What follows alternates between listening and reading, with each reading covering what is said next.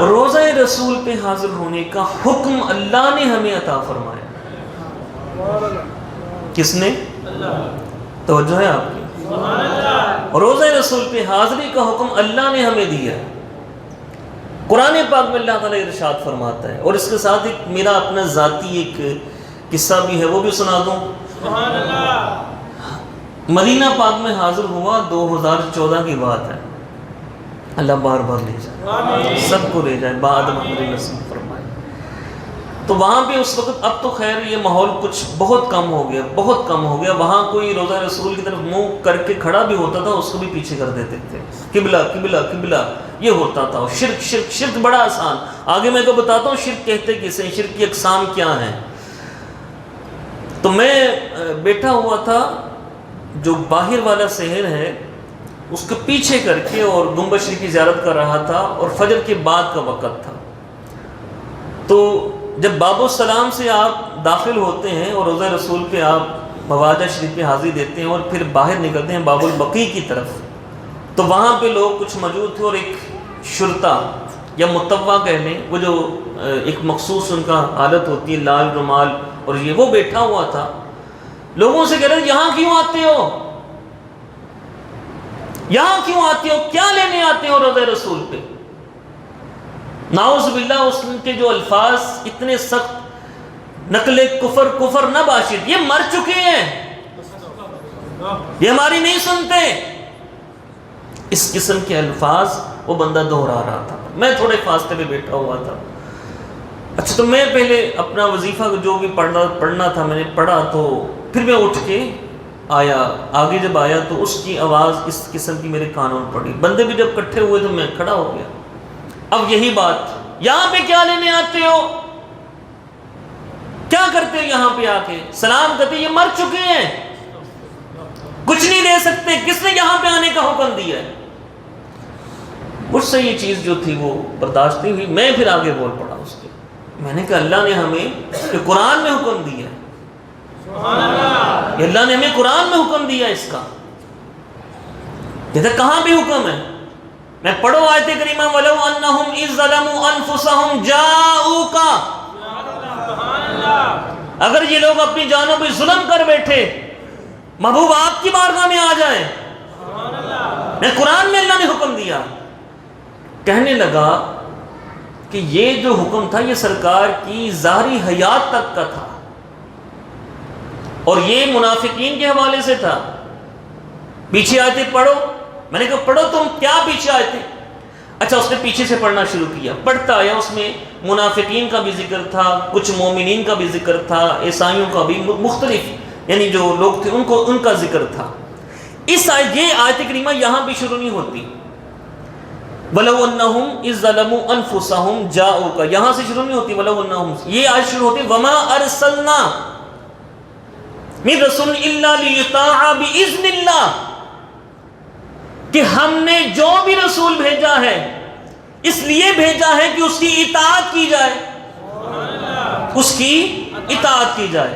یہ اطاعت کا حکم کس کس کو ملا؟ سب کو ملا نا. مومنوں کو اطاعت کا حکم ہے، اطیعوا اللہ و اطیعوا الرسول، اللہ اور اس کے رسول کی اطاعت کرو. کافروں کو بھی حکم ہے کہ نہیں؟ منافقین، سب کو حکم ہے نا. مومنوں کو بھی حکم ہے اطاعت کا. میں نے کہا جب اطاعت کا ہر ایک کو حکم ہے، اور قیامت تک آنے والے مسلمانوں کو اطاعت کا حکم ہے، کائنات کے ہر فرد کو اطاعت کا حکم ہے، تو کائنات کے ہر فرد کے لیے بھی یہ ہے کہ وہ روزہ رسول پہ حاضر ہو. وہ روزہ رسول پہ حاضر ہو. کیوں؟ وَمَا أَرْسَلْنَا مِن رَسُولٍ إِلَّا لِيُطَاعَ بِإِذْنِ اللَّهِ، کہ ہم نے رسول نہیں بھیجا مگر اس کی اطاعت کی جائے.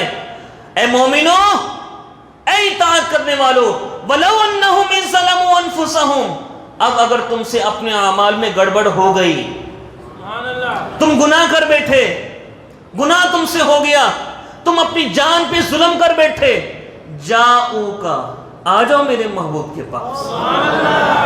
جاؤکا، محبوب یہ آپ کے پاس آ جائیں. فاستغفر اللہ، محبوب آپ کی بارگاہ میں آ کر مجھ سے معافی مانگے. کہاں پر؟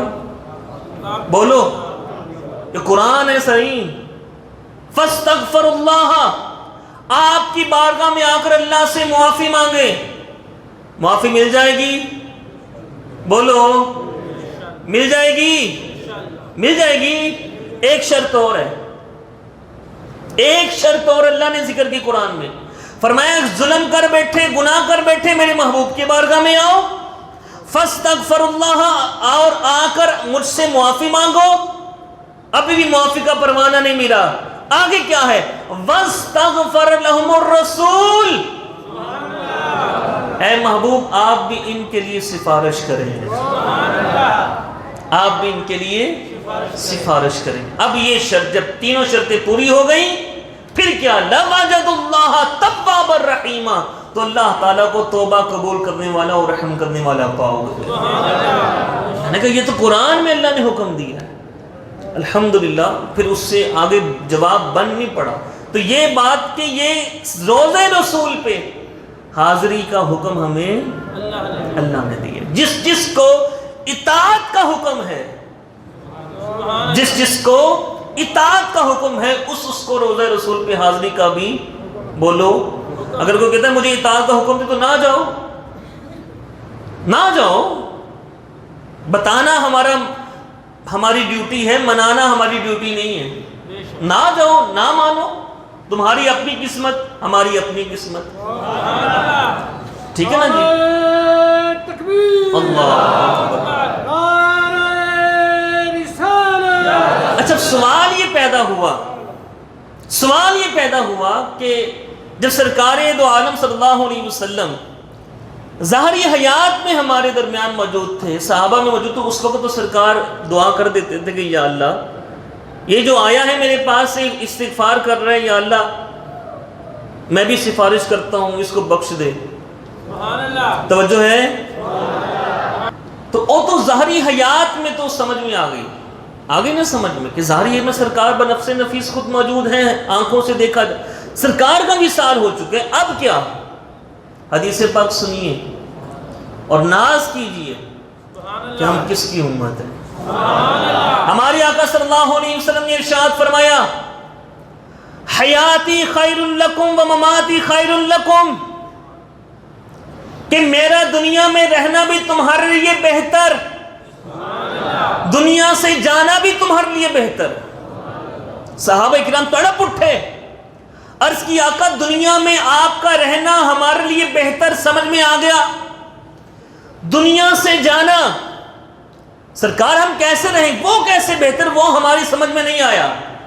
ہمارے آقا صلی اللہ علیہ وسلم نے ارشاد فرمایا جب میں دنیا سے جاؤں گا، اور یاد رکھنا فرمایا میرے ہر امتی کے اعمال، ہر امتی کے اعمال صبح اور شام میرے دربار پیش ہوتے ہیں.